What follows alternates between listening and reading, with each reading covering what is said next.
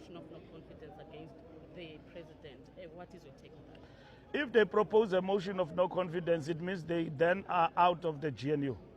We will wait for when they want to do that, and then if they do that, then they are out of the GNU, and the ANC will deal with those matters. Tomorrow, we will reflect on these developments as the National Working Committee and decide what needs to be done. But it's vividly clear that we are behind the president, and at the same time, we are not moved by any threat, including ultimatums. Government is not run by ultimatums. If you respect each other, they must learn to speak properly through us, not through ultimatums. You can't give an ultimatum to a person whom you serve in his executive. They have a choice. If they think that this government of national unity doesn't serve them well, they have a choice to leave.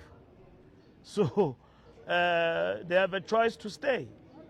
And we also have a choice to work with everyone for the interest of the people of South Africa. It is not good for the economy that the DA want to hold government at the ransom.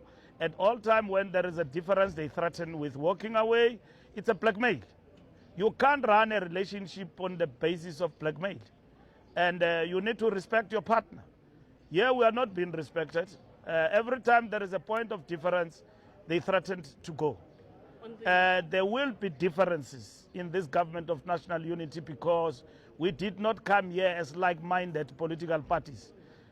Those things that unite us outweigh those that divide us. So it cannot be that once we differ on a single issue, including the removal of a deputy minister of an opposition in the GNU, then that party threatens with walkaway and threatens with a motion of no confidence.